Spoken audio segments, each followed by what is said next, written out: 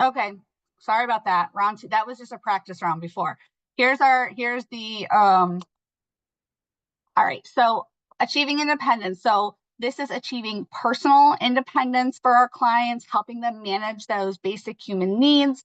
And that should be where we need to be continuously focusing on with our clients when it comes to how we support them. The goal is for them to be able to do things like independently, either with those accommodations or with the minimal supports. Remember, we are kind of in the business of putting ourselves out of business. Like, I don't want somebody to need me forever. I want to teach you how to be your own TBS specialist, how to do these things on your own so that you need me less and less and less until eventually you have built the capacity to learn how to problem solve and know what your triggers are and cope and things like that on your own. So I want to start off tonight with a discussion. What are some of the reasons why achieving client independence is so important? For one, it's a big self-esteem booster. Definitely work Yeah. at long-term care facilities. Most people were young, vibrant, just like all of us, and able to do things on their own, and now they can't. I've got a gentleman who was telling me, he's like, I used to be able to lift weights like it was nothing. I was strong, and then I came here and my Mm-hmm. body's given up on me. And we've Yep. been working on him walking with support from staff and all that, and it's helped increase his self-esteem and his confidence. Yeah. Absolutely. Lillian is going to be new to our group. She was not here with us last week. But yeah, Lillian, go ahead. What are your thoughts? I have a couple clients who are actually in the middle of transitioning to like assisted living and more Okay. independent. So it's helpful for them to feel like they are able to do more independent skills because I've noticed the more independent they find themselves, the less anxious they are or like depressed when we're in session talking about their transition. Like is like a relief off their shoulders knowing that there's more independent things that they can do. Yeah. Who else? Anybody else have any thoughts about why achieving client independence is so important?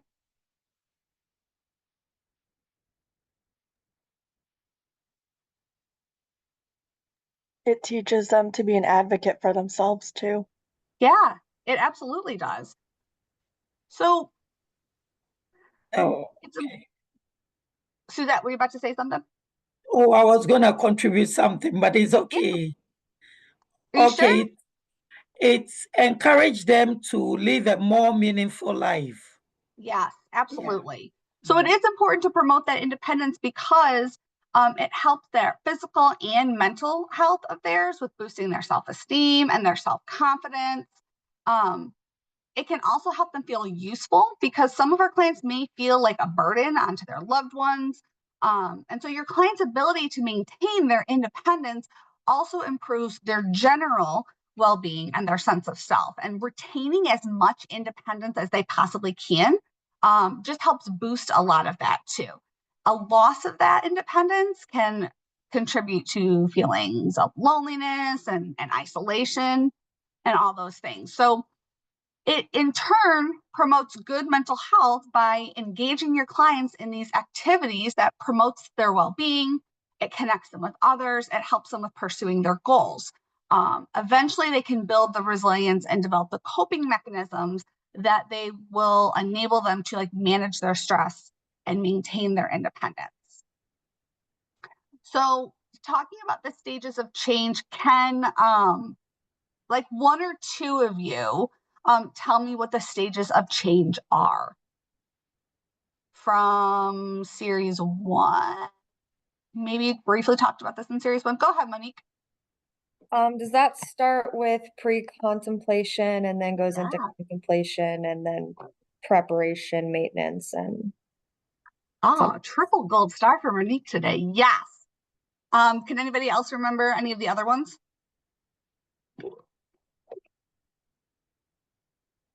If not, that's okay.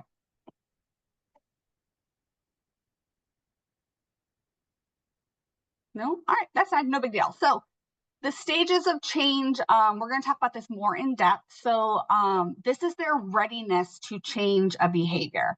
And it's the process in which behavior changes.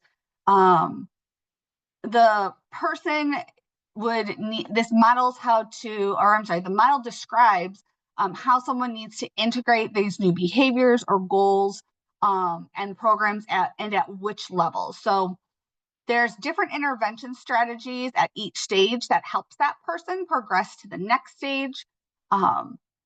So within a population, they will likely vary in their readiness to change. It's also important to recognize that movement through this model is, I can't say that word, silical. People are going to progress to the next stage or regress to a previous one. So we've got pre-contemplation, contemplation, preparation / determination, action / willpower, maintenance, and relapse. I'm going to break down over the next couple slides what those are. Let's watch a video. I need to actually make sure that I am sharing my sound. There we go.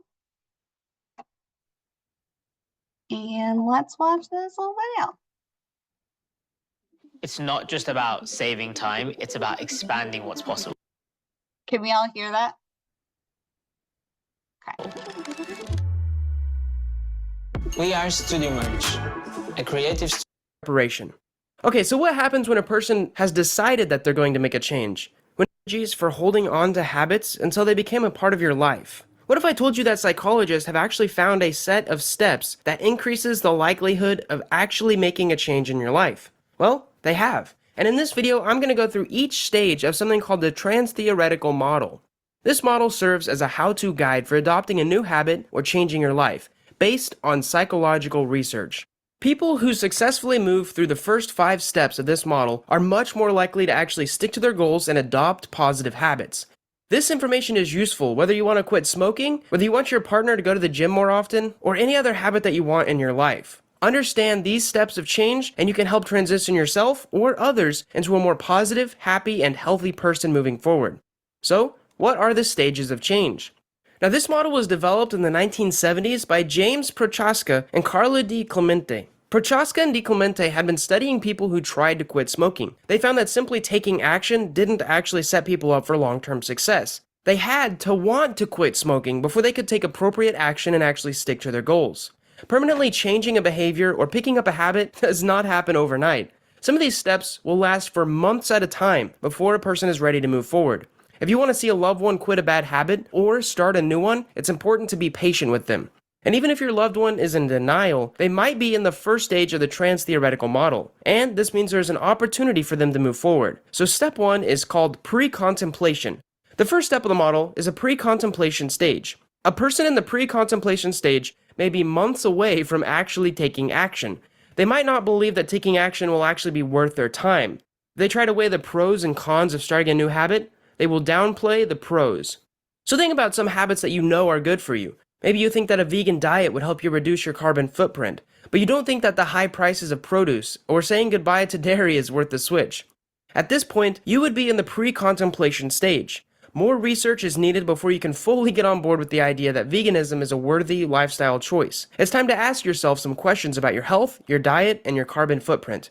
Now, in order to move out of the pre-contemplation stage, the person needs to look within. A shift in perspective is necessary before the person can see that their actions are hurting themselves in the long run. They may have a hunch that a change needs to be made, but the brevity of their current actions just isn't apparent to them. But after it does, they move on to step 2, which is contemplation. Once a person really starts to think about the consequences of their actions or inactions, they enter the contemplation stage. Now, many people stay in this stage for months or sometimes even years. They understand that their behavior is hurting themselves or others, and they can see themselves making a change within the next 6 months of their lives. But something is still holding them back. For many people, they still have a skewed view of change that prevents them from moving further. They see change as losing or giving up a habit that has been part of their whole life or whole identity. This overshadows the benefits of gaining a new habit. For example, smokers tend to marinate in this phrase for a long time. They understand that smoking is bad for their lungs, but smoking also provides a way to socialize or de-stress.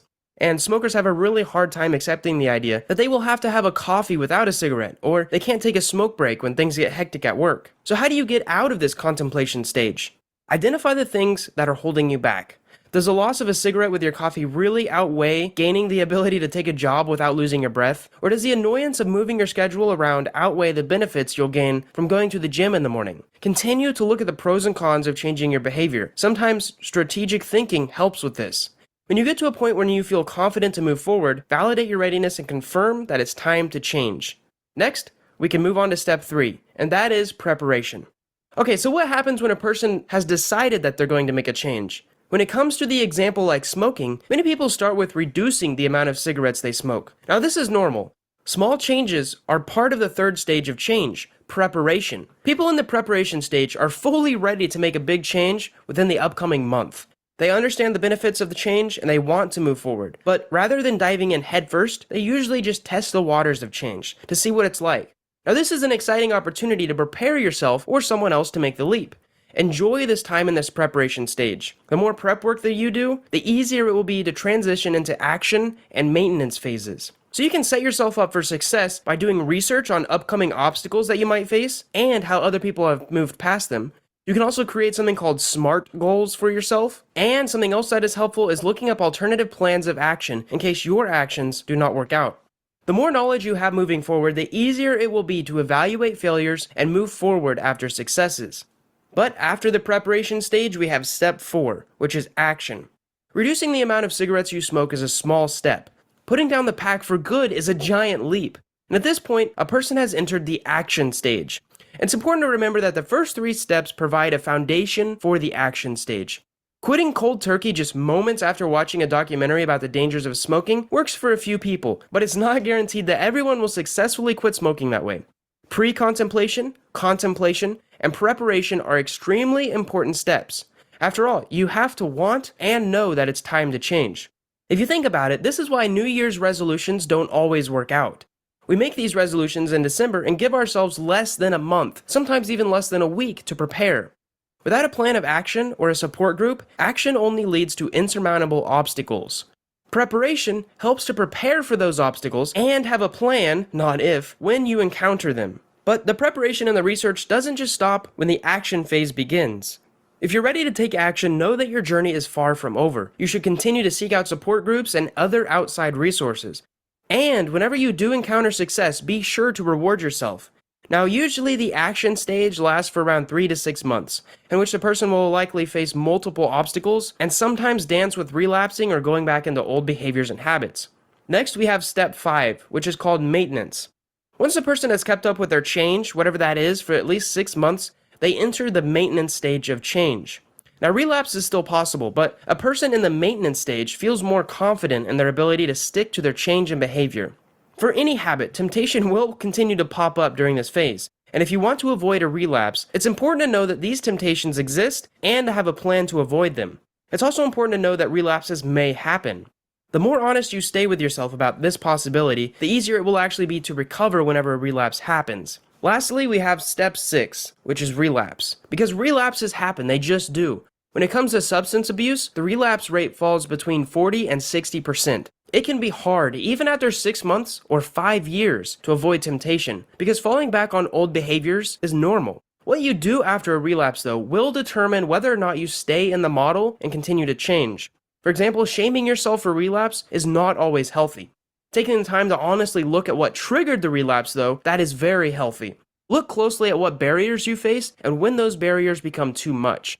Now, this information can help you moving forward. It's always important to keep your vision in mind. Pull what you learned from the first 3 stages of the trans-theoretical model, and then you can start over again. I know this video may have been a little much, but I know there's a lot of people wanting to learn about the trans-theoretical model, and I hope this video helps shed some light on it. I hope you've enjoyed it, and I definitely hope you've learned something. If you have any questions about this model, feel free to leave a comment below or check out some of my other videos in the social psychology. All right. So let's look at this.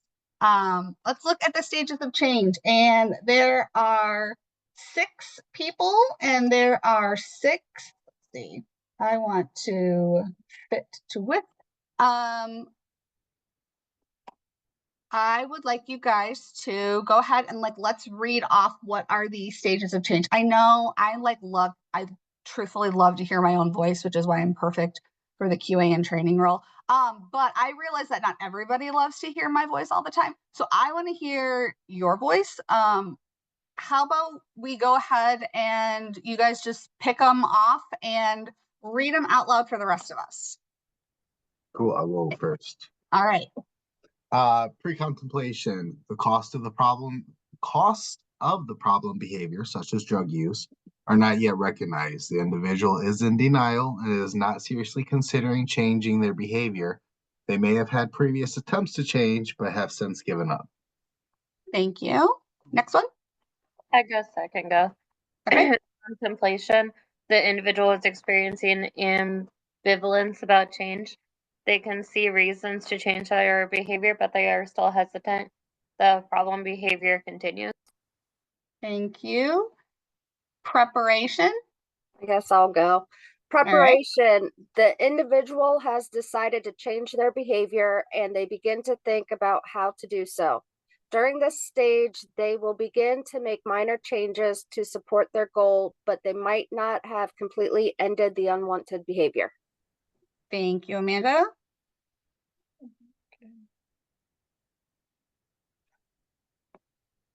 I'll go. Okay. Action. Significant steps are taken to end the problem behavior. The individual might be avoiding triggers, reaching out for help, or taking other steps to avoid temptation. Perfect. And then maintenance and relapse. Who's got them? Maintenance, the changes made during action stage are maintained. The individual may continue to face challenges, but at this point, they have successfully changed their behavior for a significant period of time. Thank you. And then for relapse, after making changes, some individuals will return to their previous problem behavior. This can happen at any time during the previous stages. Not everyone will experience relapse, but it is always a risk. Thank you. All right. So, stage one, that pre-contemplation. So at this point, clients are not considering making that change because they don't see an issue with their behavior, right? Why would I change something that's not disadvantaging me in any way? They don't understand that it's damaging, or they are under-informed about their consequences of their actions. They may feel like resigned to their current state, or they believe that they have no control over their behavior. So think about some of the questions to ask your clients to determine if their readiness for change. Have you tried changing this behavior in the past, or how do you recognize that you have a problem? They may be defensive at this. They may feel like you're pressuring them to change. In AA, they call this denial, but another way to describe this stage is that people just don't know yet, or they just don't see themselves as having a problem, right? So it's very important that our clients understand themselves and that their behavior is a problem. And you as the provider being able to provide the reassurance and understanding. So the strategies to help the client rethink about this stage, rethinking that behavior, is this healthy for me or is it not healthy for me? Analyzing themselves and their actions, like weighing out the pros and the cons of continuing this behavior, and then assessing the risk of the current behavior. Like, if I continue this, what would be the outcome? Would it be positive or negative? So some language that this might sound like I have no intention on picking up a sport or starting exercise to lose weight. It will be no benefit and probably too hard. So then we get into the contemplation stage. So the client's becoming more aware of the benefit of making that change, but the cost just stands out even more. And that creates this conflict about the strong sense of ambivalence about change, and identifying and weighing out those pros and cons of that change behavior. So ambivalence represents that client's experience of simultaneously feeling two ways about changing one's behavior, like wanting to make the change while also feeling resentment to like do so, right? Like this, I think the easiest example of this, I think probably the most relatable to people, whether you yourself have experienced it or somebody in your family has gone through it, is like the video said, like smoking, right? Like I was a smoker for, oh my gosh, I don't know, 18 years or so, maybe something like that. And probably for like all 18 of those, like I already knew that that was a bad habit and that it was not good for you, right? But like it took a long time to get to the point where like, okay, now that I am pregnant, the risks do outweigh the benefits of smoking. And so I have to now finally make that step to change that behavior. So then getting into contemplation. So we want to confirm their readiness and their ability to change, and also identifying the barriers to change. So we can use a readiness ruler that we're going to talk about here in a little bit to determine if our clients are ready to make that change in their behavior. The contemplation stage is important because it is the first stage unless a person actually recognizes that their behaviors are harmful or potentially harmful. It's potentially harmful, and they become willing to look options for change. It's at this point that change becomes actually possible. The person can also see the problem or the potential problems and has indicated that they intend to change the behavior. This can last for months or even years because our readiness for change is the extent to which a person people are cognitively inclined to accept, embrace, and adopt a particular plan to purposefully alter the status quo. We are very homeostatic creatures. We like to maintain status quo. And when somebody tries to disrupt that and rock that, our initial reaction is to try and right the wrong and go back to status quo. So we need to have continuous conversations with our clients about the readiness to change. And then in the preparation and determination, that's stage 3. So in this stage, there are some steps that a client can take to improve their chances for success. So gathering info on how to, developing some motivational statements, identifying some goals, finding resource of advice or encouragement. So it's in this stage that your client is prepared to experiment with the small changes. And developing realistic goals and a timeline for change. So as the provider, provide positive reinforcement to the small changes and or conversations surrounding those changes. So this might, everybody likes an attaboy. Everybody likes a pat on the back. Everybody likes to be acknowledged that, hey, I see that you're working hard. And I commend you for that, and it has not gone unnoticed.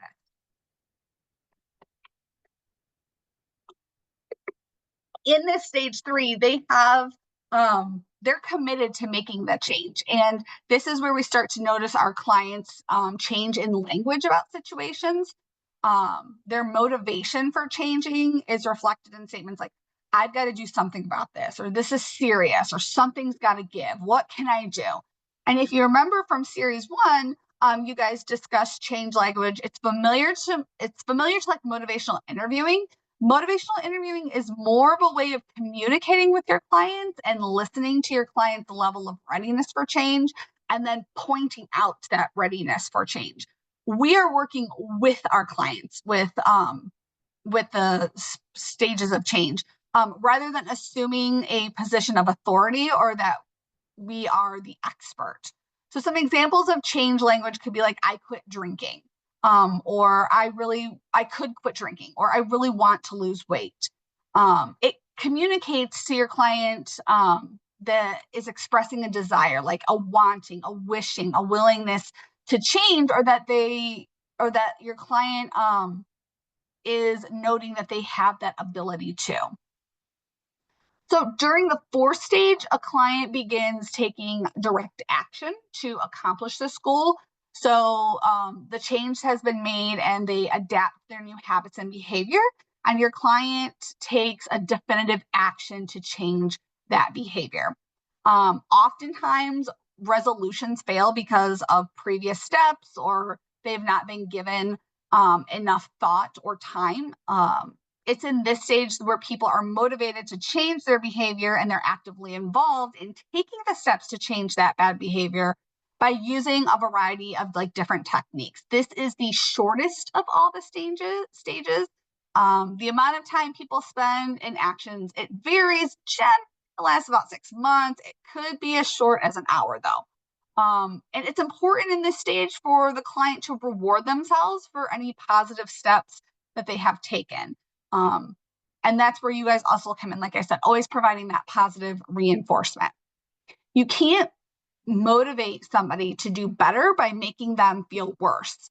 And that's across all lifespans, right? So going into the doctor and then being like, smoking's bad for you, Lauren, and it's not good for your health. I know that.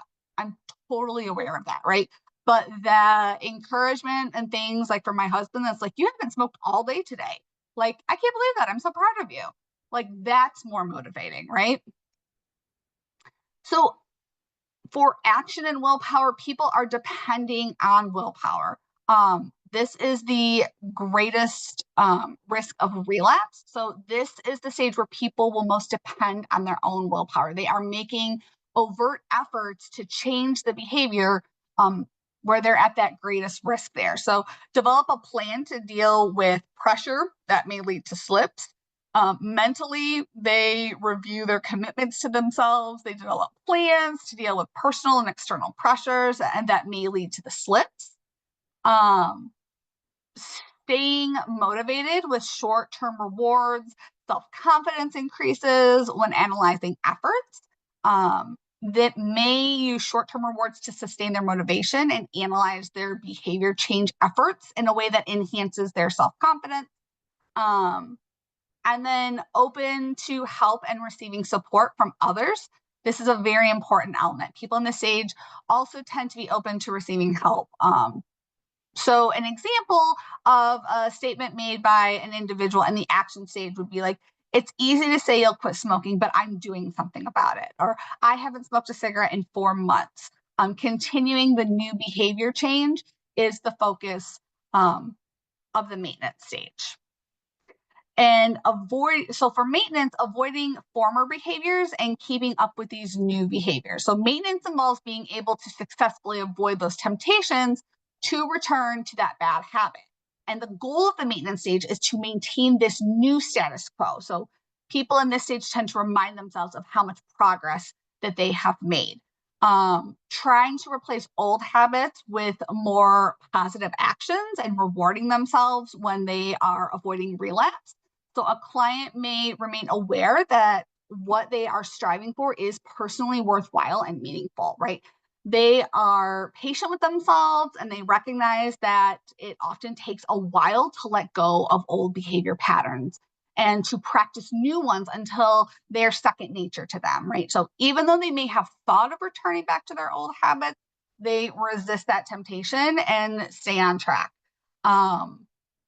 Like I have not smoked since like March of 2023. Yeah. And I miss it every single day, just like the first day I miss it. But the only reason I have not gone back is because I remind myself that it's almost been 2 years and it's still this hard. If I like restart, if I like relapse and go back to doing it, like I'm just progressing it out that much further, right? Like I just know that like it's still gonna suck even like 2 years after the next time I quit. So I don't know, it feels like I'm like losing time if I do that. So every time I leave the gas station is a personal victory for me, truthfully. So in the relapse stage, any behavior changes, in any behavior change, relapse is a common occurrence. So we want to normalize that relapse as part of this process. This is the key to success. It's not letting these setbacks undermine their self-confidence. So when a client goes through relapse, you might experience like feelings of failure or disappointment or frustration. When I used to supervise staff, and they would come to me and be upset because like clients would relapse a behavior, I would always ask them, like, would you take credit? Do you take credit for the behaviors when they are when they're successful, like when they're really killing it? Like, do you personally take credit for that? And they'd be like, no, not at all. Like they're working hard, they're doing that. And so it's the same kind of thing. Like, so if you wouldn't take credit for their success, why would we, take it personally onto ourselves when they relapse? So, also with relapse, if a client relapses back to an old behavior, have them take time to look at why it happened, right? What triggered the relapse? What can you do to avoid these triggers in the future? It's interesting, like with drug and alcohol use, a incredibly positive event is just as likely to cause relapse as an incredibly negative event. So an example here. So pre-contemplation, the client is completely either unaware of their, I don't need to work out. So they're either completely unaware or they're lacking the details regarding the health benefits of changing their behaviors and taking up physical exercise. Contemplation, I know I need to lose weight for my health, but I enjoy fast food. That's me, guilty. So balancing the cost versus the benefits can lead to the ambivalence, right? These mixed and contradictory feelings that cause the client to become stuck, and often for an extended period. Then into preparation, I need to understand what support is available and what exercises I can do to help me lose weight. So at this point, the client typically begins to put action in place. So for example, starting a gym membership, joining a class, engaging with a personal trainer. I go to the gym on Mondays, Wednesdays, and Fridays every week, and I am following a plan set up by my trainer. That's the action phase. So their new behavior is observable by other people, whether it's exercising, eating more healthily, or no longer smoking, okay? In maintenance, I am confident I can make healthy eating choices at home, work, or when I go out. So in stage 5, clients become confident that they can continue this new lifestyle, and the behavioral change is embedded now into their lives. And then for relapse, stage 6, I was out the other night and I started smoking, and I've continued ever since.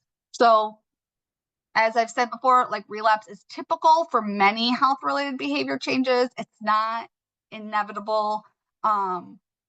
Reaffirm their commitment to change.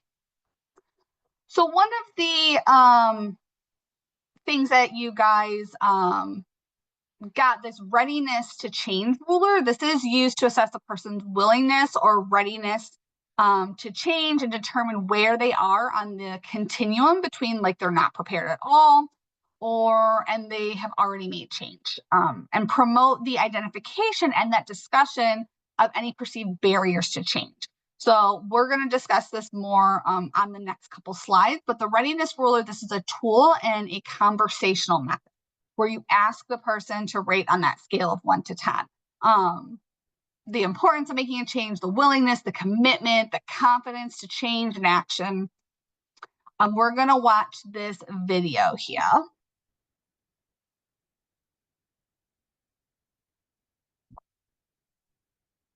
With motivational interviewing comes change talk.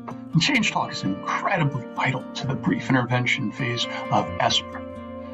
This portion allows you to have a meaningful dialogue, meaningful conversation with the individual who you're screening, your client, and talk about different ways that they may be willing to make changes, all right? And having a tool, a gauge, a scale, something that will give that person a visualization and also something that they can point out on a scale of 1 to 10, where they may lay is really important. And that's where the readiness ruler comes into play, all right?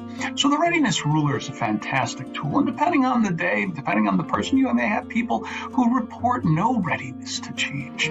Others will be 9 to 10. And then there's going to be some people who are down here in the lower section, what is traditionally called lower motivation to change. But I don't like to call it that. I like to call that unsure, because unsure is non-threatening. It doesn't put anything on it. It's easy to digest. So when you're going over the screening results with that individual, and they may be scoring that as a high risk or a moderate risk, you can ask, right, great, well, we've identified some areas that would benefit to change. Let me ask you, how ready on a scale of 1 to 10 are you to make that change? And that person may say, I guess I'm a 2. All right, great. Well, that's okay. 2's great, because a 2's not a 1. You don't want to focus on that the person's just a 2. Don't respond to that. Oh, why are you only a 2? You can look at this and be like, well, that's great. That's fantastic. You're a 2. Super. Let me ask you this. Why aren't you a 1? And that person may then share with you. Say, well, last time I went out with my friends, and I've had a little too much to drink, and I said a few things that I wasn't really, proud of, and I embarrassed myself, and I kind of don't want to do that again. And I said, okay, well, that's great. Well, let's look at, what changes are you willing to consider? And that person may then say, well, I guess I could, have a few less beverages. Wow, that sounds like you've really thought about it. It's a great idea. How important is that for you to maybe have a few less beverages next time you go out? And that person may now say, well, it's probably like a 6 or a 7, I guess. Wow, great. Okay, super. So it sounds to me like it's really important for you to reduce the amount that you drink when you go out. And this is where you can talk about having a plan. But in the meantime, you can talk about their confidence. Great. So you're telling me that you've identified what you want to change. You've talked about the importance of it. How confident are you that you're able to make this change? And this is where that person has the opportunity to express themselves again. They may say, oh, well, I know I can do it. It's just a matter of doing it. I'm probably like an 8 or a 9. Super. Great.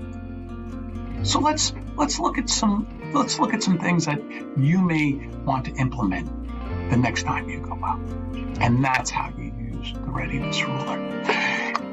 It's easy, it's quick, it helps a person identify what changes they're considering, the importance of them, and helps them remember and remind themselves that they can do it. It builds their confidence.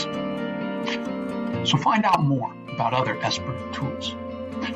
Click on the links below. All right.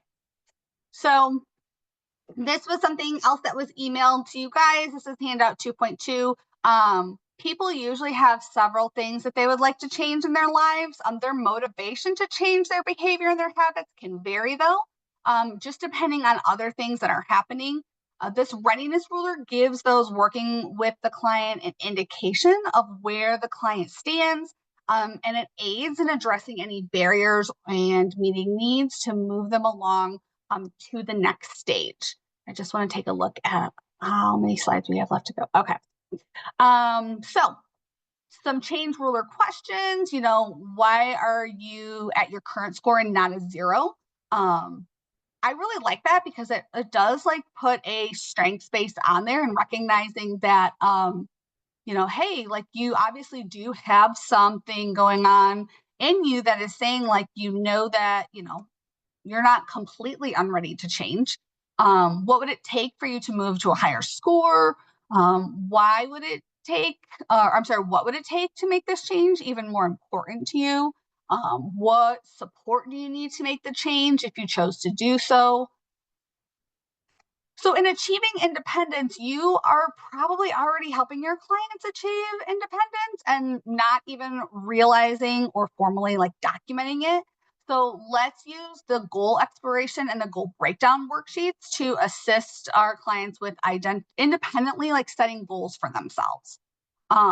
Goal setting, this is the first step in helping clients reach their full potential. It is about providing them with a future outcome, like an outcome that they desire and an outcome that will motivate them to keep going. So goals give clients a sense of personal satisfaction. So exploring what matters most to the person, this can also help build rapport. And as such, this strategy can be used in the engaging process, right? So exploring goals and values need not be limited to benefit that could result from like a particular change. This process can also be used to learn about the client's priorities and their life values, right? This is starting where the client is at. Even though you think it might be more important for them to do X, if they're motivated to do Y, like you got to start with Y. So setting SMART goals helps to motivate and empower clients to take action and improve their work, and breaking down larger goals into smaller achievable tasks. They can build momentum and gain confidence in their ability to succeed. So setting goals helps trigger new behaviors, and it helps guide clients to focus and helps them sustain that momentum in life. It also helps align your focus and promote a sense of mastery. So our clients' goals should be specific, measurable, achievable, realistic, and time specific. So in the goal exploration activity that you guys were sent, your clients will briefly describe their goals in several areas of life, such as family, career, social, and leisure. So they will start with the broad 5-year goal, then create a 1-year and then a 1 month as stepping stones to reach that long-term goal. The idea for this activity is to help your clients set realistic goals. That's the important part, the realistic goals.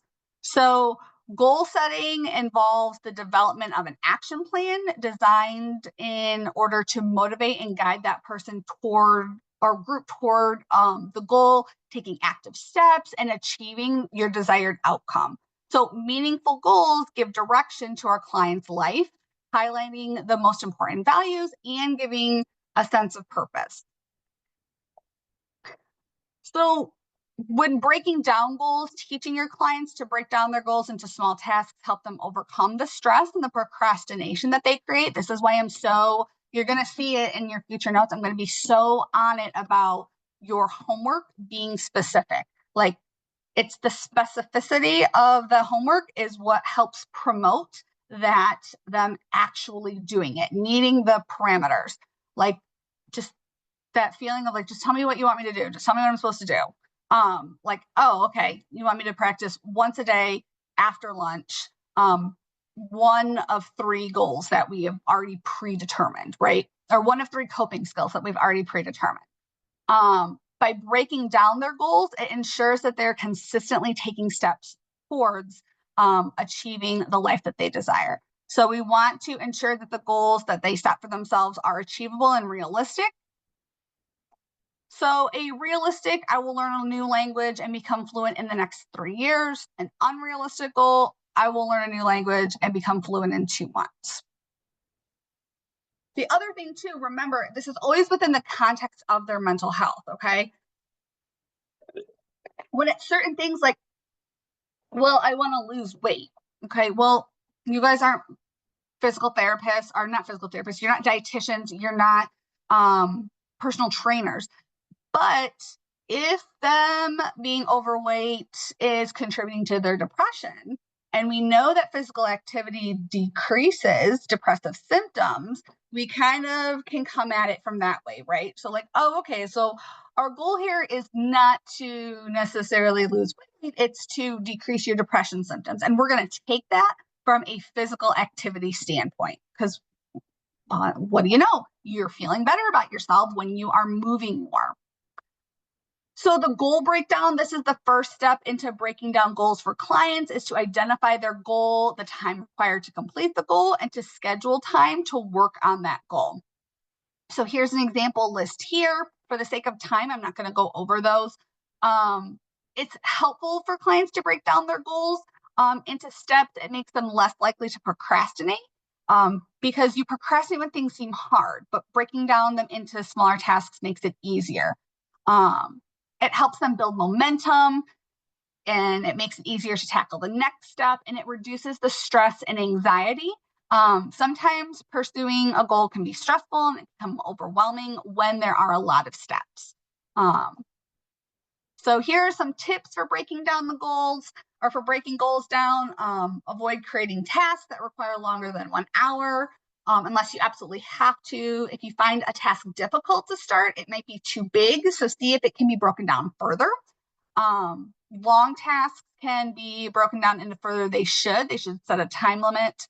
The tasks that you create are not set in stone. So if a task is more difficult than expected, break it down further or spread it out over more time. And protect the time that you scheduled for that task. So turn off your phone, go somewhere with a few distractions. So here is an example of how to fill in this handout. Make a list of hobbies. We're going to do this for 30 minutes to an hour on Monday afternoon. Think of the goal, break down the steps that your client needs to reach that, and decide how long it's going to take, and then have them schedule a time to engage. Okay. Documenting. So achieving independence, make sure that you are selecting a item from the week that we are working on, and make sure that your notes are including a activity that was introduced during this week. That is how you get those points in that part of your quiz, and when re-evaluating your note, or when evaluating your note. So Tess was engaged during session and was able to identify how she was feeling in regards to working on the goal of exercising regularly to reduce her depressive and anxious symptoms. Tess agreed that this was a goal of hers and agreed to make the goal exploration plan on how she can start start working on meeting this goal. So Tess stated, first, I can make a list of easy exercises and then work on doing them at home first. So making your client response client specific, utilizing their name, direct quotes, and describing their kind of engagement. Documenting the homework. So Tess will continue to work on making a list of easy exercises she feels she can work on while at home, and share the list with TBS at next session. TBS will continue to encourage Tess with improving her physical health to help with decreasing her depressive symptoms. So in achieving independence, we want to take a looking forward at discharge. So discharge starts with, discharge starts at intake. So having the conversation with your client, something like, what does the day look like when you don't need me anymore? Like already putting it in their head. And that's how I would usually get clients goals in their own words, and help them formulate that. What does the day look like when you don't need me anymore? So we want to always be working towards. Before you go on. Yeah. Back to the note part and the intervention. Say you were using a social story for hygiene. Would you combine both the social and the personal? If back 2 slides, back 1 slide maybe. Yeah, so like if you were using a social story to work on hygiene, would you choose both of those activities, achieving social independence and personal growth, or would it be more on the personal growth? We're talking about this social story? No, there's no social story in that one. No, I just mean for the options, like there's the daily living, home independence, social independence, personal growth. So I was just using this as an example with one of my clients earlier this week, using a social story to talk about hygiene. I would say that probably would fit into the personal growth and or, like it's working towards achieving activities of daily living. Right. So I guess it just depends on how it's presented and how you are utilizing it in session. Okay, good. Thank you. Yep. Okay, so looking at discharge, let's see. As your client is nearing discharge, you'll want to reassess their needs again. This gives ideas about what services may be appropriate for them afterwards.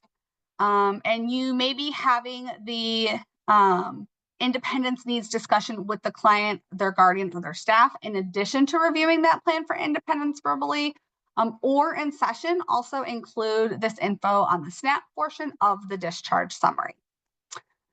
So, okay. One thing I wanted to point out, and I forgot to point this out, tell you guys this yesterday, and that's on me. If you look here in this documenting the client response part, right? In no place in here does it say anything to the extent of client was sitting in his bedroom and eating green Jello when TBS walked in and was watching Frasier, and TBS and client said, "Hey Lauren, how's it going? Nice weather today." Like these are things I have read in notes. Okay, like I call this fluff. This is padding on your notes to make it look longer, but absolutely unnecessary to the note. Please do not fluff up your notes unless it is something like maybe client isolates in their room all the time, and maybe when you went to go engage with them, they were sitting in the community room, and that's not normal for them. In that case, okay, include that, because that might have been something that you've been working on. That indicates like progress towards making that goal. But just to be like, client was laying in bed watching TV and said, "Hey Kim, how's it going today? Haven't seen you in a while." Like, not needed, and it's just fluff for the notes. Okay. What questions do we have? Do we have somebody in mind that you're going to use this with? Is there any barriers that you guys are anticipating to using any of these? Tell me about like the clients that you're thinking about using this with. Lillian, you had raised your hand before, and then was that on accident, or did you just like retract the question? You actually like answered it, but I think, or I guess I can answer it about a client I have. I think I might use this one with a client who has had some issues with his health, but he is a really good artist, and so I've been trying to encourage him to continue to work on like this color, like this book that he's working on. And I've noticed that helps him with like his anxiety of like not hearing from his daughter enough or seeing her enough. So just providing like that encouragement to work on that little goal he has of doing more projects to help with his symptoms. Okay. Samantha. A lot of my clients are new to me because this is a brand new facility. Oh, okay. So all of them are new. So I have only been there since December, but the okay, end of December. So the goal exploration and that building rapport and everything, and learning what their values are and that kind of thing.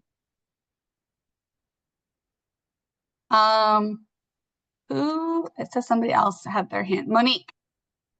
I plan to use this, like I was saying, with one of my clients with the hygiene. I do have a barrier though with another client I'm trying to work on hygiene with, would be visual, like can't see, can't write. So using those social stories are going to be helpful in educating them in that way and breaking down the steps of that goals. I'm just having a hard time finding stuff online to use.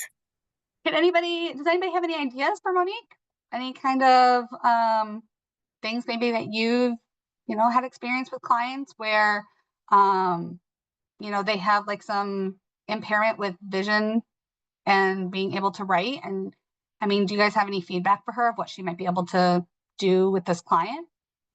Is there a way that like they can listen to a video, like, or like a pre-recording maybe of someone explaining the steps of hygiene, even if it's just you could pull that up for them to listen to? Or is it possible to like give staff that link if the client asks for it, maybe? Yeah, that's actually another barrier to not having staff around to help with these goals and stuff. So I've tried YouTube videos, that has been helpful so far.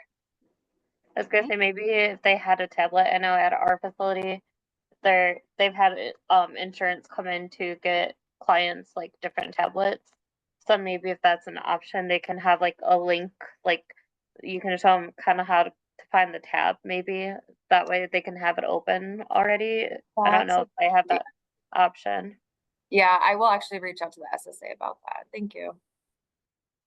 You know, when I worked with littles, do you know it takes about 400 repetitions to create a new synapses in the brain? 400 repetitions to create that new synapses, unless it is done with play and song. In that case, it takes between 10 to 20 repetitions, which is why some of us can remember all of the presidents or the Bible or things like that from a song that you learned in first grade, but you have no idea, you know, like other actual important information, or why you can probably recall song lyrics real quick, but otherwise can't recall anything. So all that to be said, if there is a jingly song kind of way of incorporating that is catchy and creates a brain worm. That's a great idea because one of my clients does like singing and making songs. So thank you for that. Yeah. Maybe you can going off of that, maybe letting the social worker know, or like staff, maybe write down the jingle you guys come up with, or maybe you can encourage them, like maybe they have a friend in there that helps them with their goals. Maybe their friend can also have a copy of it to go over it with them too. Awesome. Thank you. I appreciate all the feedback. We have 1 minute left. Any other questions, concerns, feedback? Quick question. Yeah. All you gave us this week was the handouts, or you gave booklets for their Achieving Independence? You said all I gave was what? Was it the handouts or just the handouts? Yes. So far, I've only sent the handouts. I will send you the PDF after class. It's actually scheduled. I actually have a scheduled delivery of it to send to you guys in like 2 minutes. So you will get that with the link to the quiz. Please, thank you. Yeah. I thought it was me. Okay, thank you. You're good. Thank All right, guys. I'm going to go ahead and stop recording.